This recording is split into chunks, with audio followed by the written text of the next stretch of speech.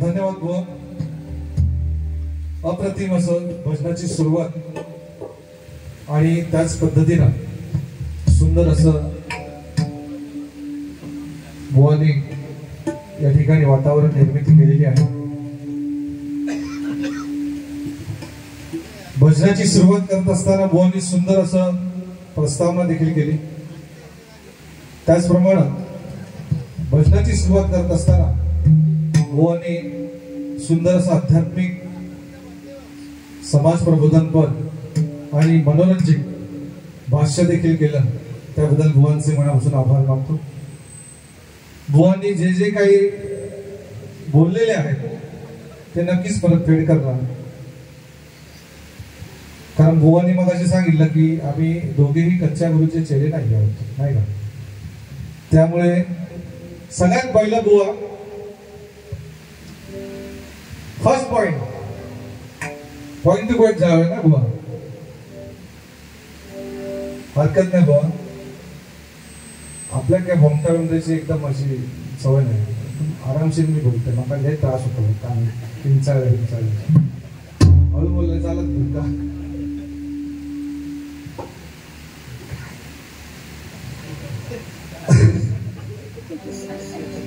तर बुवानी सुरुवातीला प्रस्तावनेमध्ये मी देखील प्रस्तावना केली. बुवांना मी म्हटलं आमचे परम मित्र.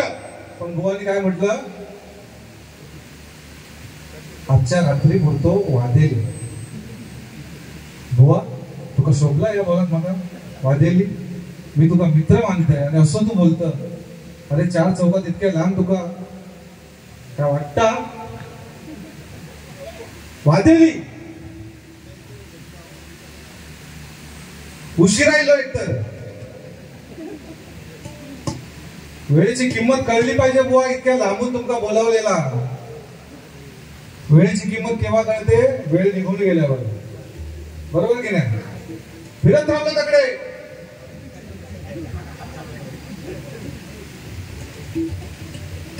प्रॉब्लेम काय झाला हा, फिरत होतो तिकडे साड्यावर.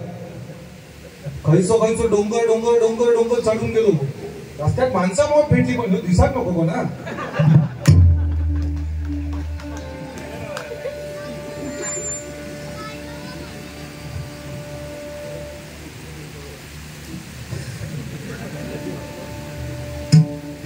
मला बिचारे देवासारखे बंदार जाधव भुवनसाठी एकदा जोरदार टाळ्या वाजवा. बरोबर जोकचा पार्ट आहे. बुवा मला बोलले तर मी बुवांना बोलणारच. परंतु एका वाट चुकलेल्या माणसाला रस्ता दाखवण्याचं काम जाधव बुवांनी केलेलं आहे. तर खरोखर बुवा तुमच्या मनापासून धन्यवाद, आभार मानते मी तुमचे, या मंडळाच्या वतीने सुद्धा आणि आमच्या मंडळाच्या वतीने सुद्धा. कारण बुवा जरी हय इले नसते तर माका एकट्यात मारा होतं सकाळपर्यंत हय भजन करू.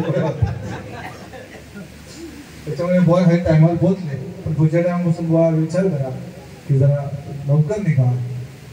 काय बुवा स्वतः ड्रायव्हिंग करतात त्याच्यामुळे व्हायलाच्या नंतर बाबा उशीर झाला, नंतर जेवूया, आधी भजन चालू करूया. पण आधी जेवता पण आलं काय सांगावं तो मागाशी. शाल, प्रेमान दिलेली शाल तू पिशव्यात गुंडाळून ठेवलं. या माका सांगतं, अरे जेव्हा शाल तुका घातल्यानी ना तेव्हा तू सुद्धा गुंडाळलं होतं, पण मी पिशव्यात घालताना बघून एका तो काहीतरी पॉइंट बोला गावात म्हणून तू गळ्यात घातला. आम्ही बघितलं लय हुशार माणूस जातो, दिसतात तसं नाही यार. अरे मेला गरमीचे दिवस वरती शाल घालून वरती सदरो घातलेला शाल घालतोय, तो आणखीन एक शाल घातला आणि कपाळात तुझ्या घाम बघितली आता अजून माझी होई तर घाल. काय बहुत शाल खरोखर. असं एक एक बोवाने पण चांगल्या देखील गोष्टी सांगितल्या. नक्कीच नवविधी भक्तीमधील सर्वात श्रेष्ठ भक्ती म्हणजे श्रवण भक्ती. बरोबर, खरोखर बुवा सुंदर गोष्ट सांगितली. कारण भक्ती खरोखर हे तुम्ही जे भजन पूजन नामस्मरण हे या ठिकाणी चाललेलं आहे, आम्ही दोघंही या ठिकाणी भजन करतोय. आमच्यापेक्षा या भजनाचं पुण्य तुम्हाला जास्त आहे. आमच्यापेक्षा या भजनाचं पुण्य तुम्हाला जास्त आहे का? आम्ही भजन करतोय तरी देखील तुमच्यापेक्षा कमी आम्हाला आहे का? कारण तुम्ही कोणताही मोबदला न घेता हे भजन या ठिकाणी ऐकताय नाही का? आणि आम्हाला कमी का? कारण आम्हाला फोन आल्यावरच आम्ही विचारणार किती देणार तर येणार, नाही तर नाही. त्याच्यामुळे आमच्यापेक्षा तुम्हाला जास्त आहे नाही का? त्यानंतर बुवानी सांगितलं पण खरोखर भक्ती अशी पाहिजे. सुंदर असं उदाहरण वाल्मिकीचं सांगितलं बुवानी. भक्ती अशी पाहिजे की परिमळाची धाव भ्रमर ओढी तैसी तुझी गोडी लागो मज. परिमळाची धाव भ्रमर ओढी तैसी तुझी गोडी लागो मज. परिमळासाठी एखादा भोंगा फुलाच्या आतमध्ये सभोवताली घुमतो आणि आतमध्ये जाऊन राहतो. संध्याकाळ होतात त्या फुलाच्या पाकळ्या मिटल्या जातात. त्या भोंग्याला कळत देखील नाही की संध्याकाळ कधी झाली, पाकळ्या कधी मिटला गेला. तो भोंगा आतमध्ये जातो. इतका मग्न असतो त्या परिमळामध्ये. अशी भक्ती आपली पाहिजे. तर ईश्वराच्या नामस्मरणात इतकं दंग झालं पाहिजे आपण. भजन तर भजन करायचं, कोणी शाल घातल्या ना कोणी सदर घातल्या ना बघायचं ना. आपली भक्ती लक्ष आपलं काय पाहिजे. आपण भजन करू बसलो ना म्हणजे भजन माझं आजूबाजू बघायचं ना. आपल्या घोई अजून तर माझ्याकडे वाचून घ्या, अजून ते पण देते तुमच्याकडे. भगवानी सांगितलं लक्ष्मी आणि सरस्वती. चांगली गोष्ट आहे, खरोखर सुंदर सांगितली. सरस्वती ही तपश्चर्या आहे. तपश्चर्या केल्यानंतरच मिळते, ती गळ्यात येते. भगवानची सुद्धा सुंदर भजन केले तर सुद्धा गळ्या भगवानसाठी होता. कारण गळ्यामध्ये सरस्वती आहे. ह्याला तप लागतो, ह्याला अभ्यास लागतो, प्रॅक्टिस लागते नाही का? तरच ती गोष्ट आपल्याकडे येते. लक्ष्मी भगवानी सांगितलं आज तुमच्याकडे येते, माझ्याकडे येणार. आज आपण या घाई गडबडीच्या दुनियेमध्ये इतके आपण फिरतोय ना. आज मुंबई सारख्या ठिकाणी नुसतं धावपळीचं जीवन हो. पैशासाठी नुसते आपण वन फिरतोय, इकडे तिकडे फिरतोय. धावपळी आपल्या देवाला पाया पडायला सुद्धा आपला वेळ नाही. धावता येता रस्त्याचं मंदिर दिसलं तर आम्ही फक्त बाहेरून. आमची पद्धत आजकालची झालेली आहे. कोण कोण बाबा असं करतात आणि वाटेक लागतात, पण 2 मिनिटं उभं राहून शांतपणे देवाच्या समोर हात धरून उभं राहायचा सुद्धा आजकाल आपल्याकडे वेळ नाही. कारण एवढं आपण पैशाच्या मागे किंवा त्याच्या मागे आपण धावतोय. पण खरोखर मित्रांनो तुम्हाला प्रामाणिकपणे सांगतो, पैशाच्या मागे धावता धावता आपलं आरोग्य सांभाळलं पाहिजे. या भजनाच्या माध्यमातून नक्कीच सांगेल. कारण हे जग इतकं आज असलेला माणूस उद्या नाही. आज माणूस दिसतात समोर बसलो पण लो उद्या नाही.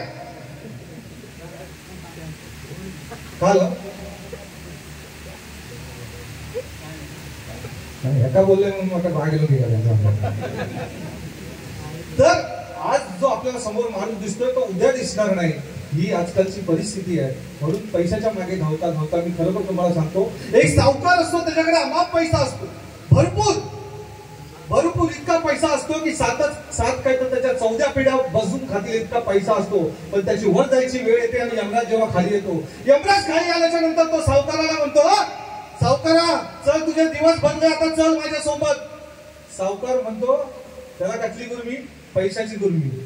तुला काय पाहिजे बोल, मी हे येणार नाही तुझ्याकडे. कोणा कंटा? यमाला. यमाला काय सांगतो? किती पाहिजे बोल, मी येणार नाही. यमराज बोलतो चालणार नाही, मी दिली की तुला यावंच लागेल. सावकार म्हणतो तुला 5 करोड दिले चल. यमराज म्हणतो नाही. अरे 10 दिले नाही. शेवटी सावकार म्हणतो माझं जेवढं 7 बाराचं उतार ना तेवढं सगळं तुझ्या नावावर करतोय, पण मी हय राहू ना, तू हय ना जा. यमराज म्हणतो नाही तुला यावंच लागेल. आणि शेवटी त्या सावकाराच्या जेव्हा लक्षात येतं ना की आपल्याला जावंच लागेल, तेव्हा सावकार, तेव्हा तो यमराज म्हणतो तुझी शेवटची काय इच्छा असेल तर सांग. तेव्हा तो सावकार सांगतो मला एक कागद आणि पेन द्या फक्त. कागद आणि पेन मागतो. आणि मित्रांनो खरोखर त्या पेपरवर तो सावकार काय लिहितो माहितीये? तो सावकार लिहितो की मित्रांनो आयुष्यामध्ये इतकाच पैसा कमवा, आयुष्यामध्ये इतकाच पैसा कमवा की तो तुमच्या पोटापुरता असेल. आयुष्यामध्ये इतकाच पैसा कमवा की तो तुमच्या पोटापुरता असेल. कारण तुम्ही कितीही जरी पैसा कमवलात, कितीही जरी पैसा कमवलात ना, तरी त्या पैशात ना तुम्ही स्वतःसाठी 1 सेकंद सुद्धा श्वास विकत घेऊ शकत नाही. श्वास विकत घेऊ शकतो ना आपण? पैसा अमाप आहे आपल्याकडे, बंगले आहेत आपल्याकडे, गाडी आहे, पण जागेवर बसल्यावर आपण श्वास विकत घेऊ शकतो का? नाही. एक दिवस आपल्याला एक्स्ट्रा पाहिजे, मिळेल का? नाही मिळेल. त्याच्यामुळे पैसा कमवा, पण धावपळ कमी करा. आपल्या कुटुंबाकडे लक्ष द्या, आपल्या आयुष्याकडे, आपल्या आरोग्याकडे लक्ष द्या. या बंधनाच्या माध्यमातून नक्कीच सांगेल. बुवांनी सांगितलं की लक्ष्मी ही लक्ष्मी, त्याच्याकडे चांगलं लक्ष द्या. सोडणार नाही तो. आज तरी चांगले आहेत नाही त्यांना, बघाई चांगले आहेत. ज्यांनी ज्यांनी पैसे दिले त्यांचे आभार, आणि ज्यांनी ज्यांनी नाही दिले त्यांचे पण आभार. आणि कोणा देवचे जात अजून तर थांबव नको अजिबात. सांगता दादा तो मी पुरा केलाय. पण खरोखर ही लक्ष्मी आणि घरची लक्ष्मी या दोघांचं बॅलन्सिंग करता आलं पाहिजे. तिला देखील सांभाळता आलं पाहिजे. ती अर्धांगिनी आहे हो. आपण नवरा म्हणून काय करतो? नवऱ्याबाजाचा एकदम जोश तिच्यावर, हा जाणार बायको.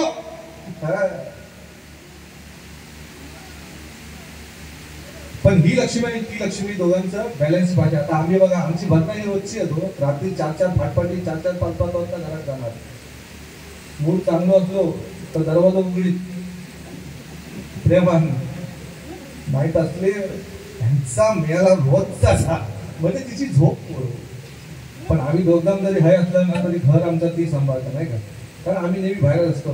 खरोखर आमची वहिनी काय म्हणा, माझी मिसेस काय म्हणा, पण बायकोशी बोलताना खरोखर तुमचा सांगते ना बसलेलं प्रेमानं बोलायचं. बाकी काय नको असतात त्यांना काय वया 4 प्रेमाचे 4 गोष्टी इतक्या, बाकी काय बोलायचं नाही. आता त्या दिवशी माझा मित्र होतो ना, 15 वर्ष त्याच्या लग्नात झाली. किती? 15 वर्ष. 15 वर्ष लग्नात झाली तरी सुद्धा भर बाजारात तो हातात हात घालून चालता. हा कोणाची हिंमत? चला बोला, हा काय कोणाची हिंमत? अरे 15 वर्ष लग्नात झाली, हातात हात घालून फिरता. मी त्याला बाजू घेतलाय. बाबा खरोखर तुझा मानुभव म्हटला. 15 वर्षात झाली आज तो हातात हात घालून फिरतो म्हणजे खरोखर त्यांना मला बाजू घेतलाय. म्हणता चंदू मला गुलाबा सांगणार नको.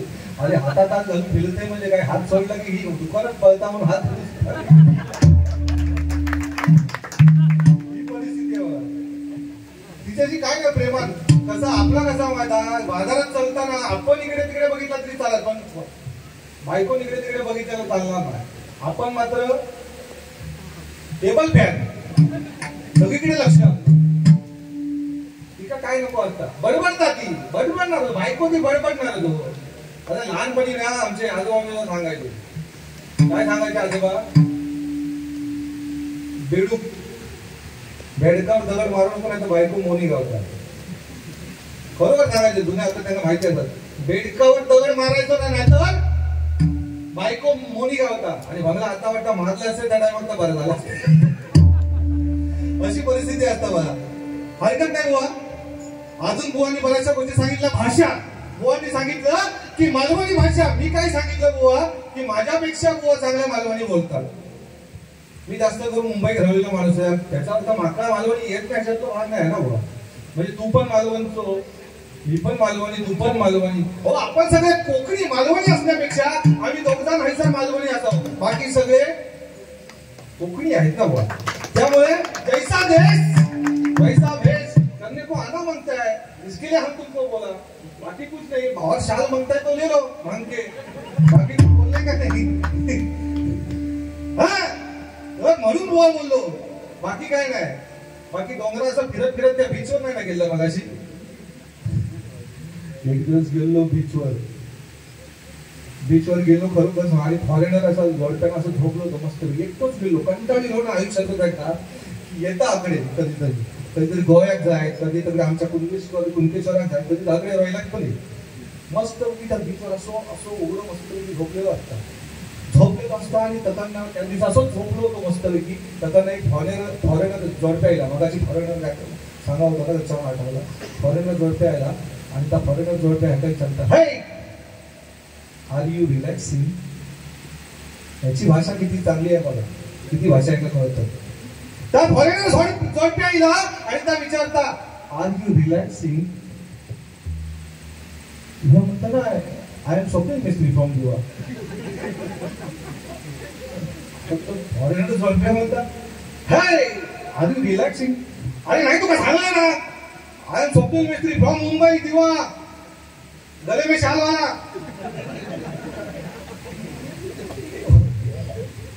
निघून गेला. तकडनं परत दुसरा फॉरेनर इला तो म्हणतात हे आर यू रिलॅक्सिंग. अरे तुला सांगलंय ना, तुमका कळत नाही. I am Swapnil Mistry from दिवा.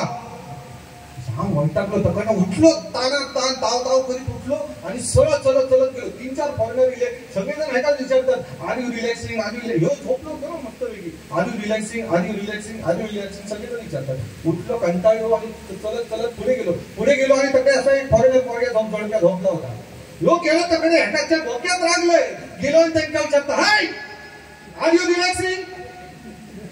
काय झाला त्या फॉरेनरला, आर यू रिलॅक्सिंग. तो फॉरेनर म्हणता या वी आर रिलॅक्सिंग. असं म्हटलं परत आर यू रिलॅक्सिंग. या आय एम रिलॅक्सिंग. अरे मग तुझा अख्खा खानदार तुका थंय शोधता, तू हय येऊन झोपलं.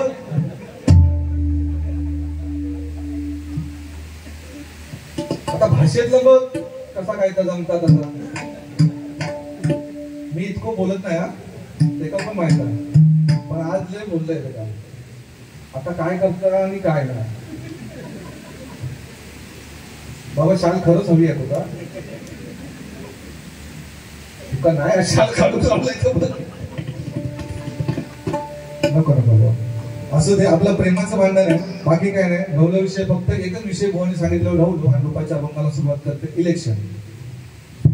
खुळत अरे राजकारणात इलेक्शनचे दिवस, आचारसंहिता चालू आहे, कोणी ऐकलं ना धरून नेते तुका. इलेक्शनला मी उभं राहूनय कुत्रो, माझी काय निशाणी. अरे कुत्रो इमानी असतात रे. पण काय माहिती आम्ही दोघजण एकाच वर्गात, तसे एकाच वर्गात आम्ही. आणि काय झाला, एकदा गुरुजींनी माका उठवल्याने म्हणालो चंदू तुला पोहायला येतं का रे. तर मी म्हटलं गुरुजी मला पोहायला नाही येत. गुरुजींनी मला विचारलं तुला पोहायला येतं का. तर मी म्हटलं गुरुजी खरोखर मला पोहायला येत नाही. अरे काय माणूस आहेस तू, तुमच्यापेक्षा कुत्रा सुद्धा चांगला पोहतो आणि तुम्हाला अजून पोहायला येत नाही, बस खाली. मला ओरडल्याचं बघून एकदम घामाघूम झालो. गळ्यातली शाल मी सगळी काढून ठेवल्या. घामाघूम झालं आणि गुरुजींनी ह्याला काय विचारलं, स्वप्नील स्टँड अप, तुला पोहायला येतं. आता ह्याला पोहायला येत नाही, पण जर नाही बोललो तर मला सुद्धा ओरडतील. म्हणून ह्याला मोठ्या रुबाबात सांगल्या, हा ना बुवा मला येत, गुरुजी मला येतं ना पोहायला. गुरुजी म्हणतात हा तुला पोहायला येतं. अरे मग कुत्र्यात नाही तुझ्यात फरक काय. असं हरकत नाही बुवा, तुम्ही तुम्ही बोललात तेवढंच मी रिटर्न केलंय. माझ्या पद्धतीचं अजिबात मी तुम्हाला काय बोललेलं नाही. बाकी तसं माझं काही विषय नाही. आय लव्ह यू बुवा.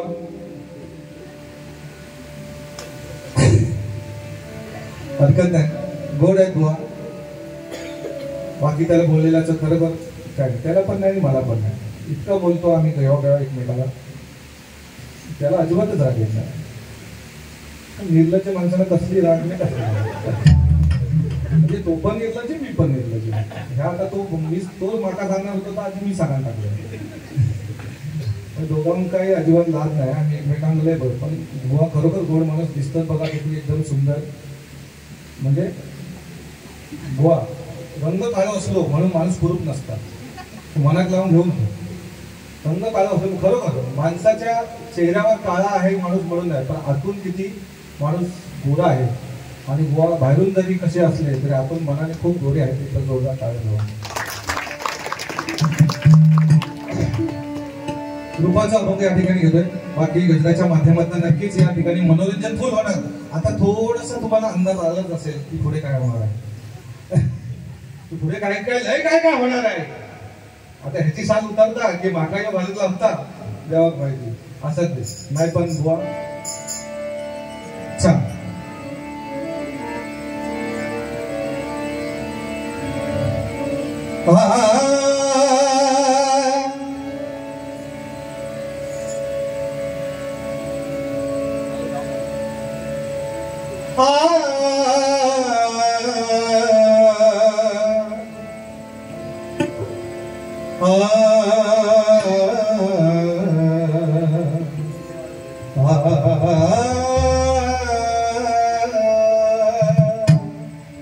काय आहे की बुवांची जी स्केल आहे ती काळी 2 आहे, माझी पांढरी 2 आहे. म्हणजे एक सोड खाली आहे.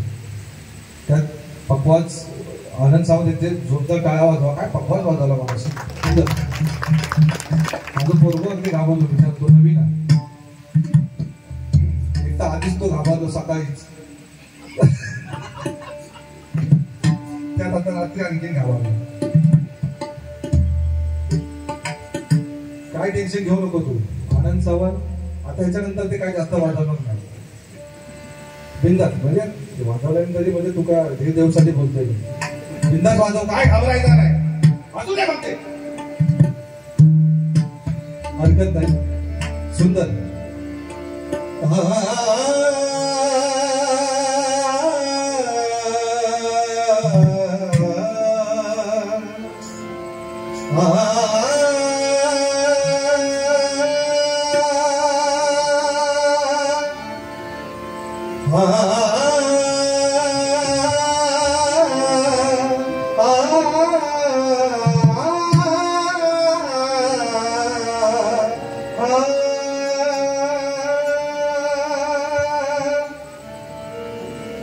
या रागात सुंदर असे गीत आहे. दुखडवायला उंबराचा रखा, दुखडवायला उंबराचा रखा. मित्र वर्गामध्ये गारव्यासारखा, मित्र वर्गामध्ये गारव्यासारखा. वाट चुकणार नाही जीवनभर तुझी, वाट चुकणार नाही जीवनभर तुझी, वाट चुकणार नाही जीवनभर तुझी, वाट चुकणार नाही जीवनभर तुझी, वाट चुकणार नाही जीवनभर तुझी. एकच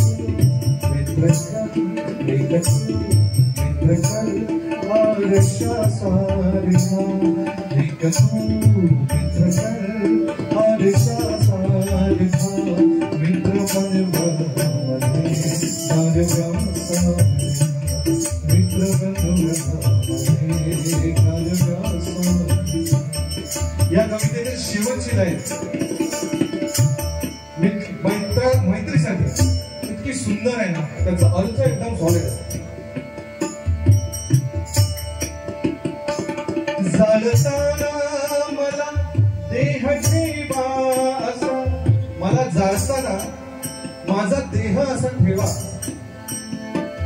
जाळताना मला देह ठेवा, जाळताना मला देह ठेवा, जाळताना मला देह ठेवा, जाळताना मला देह ठेवा, हात खांद्यावरी, हात खांद्यावरी, हात खांद्यावरी टाकल्यासारखा, हात खांद्यावरी टाकल्यासारखा, मित्र बनल्यामध्ये गारव्यासारखा, मित्र बनल्यामध्ये गारव्यासारखा, मित्र बनल्यामध्ये गारव्यासारखा.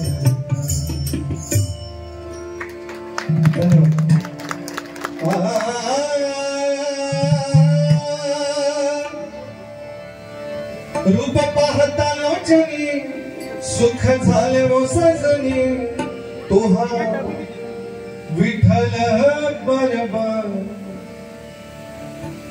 रूप पाहता लोचनी सुख झाले वो सजनी, तोहा विठ्ठल बरोबर. रूप पाहता लोचनी सुख झाले वो सजनी, तोहा विठ्ठल बरोबर.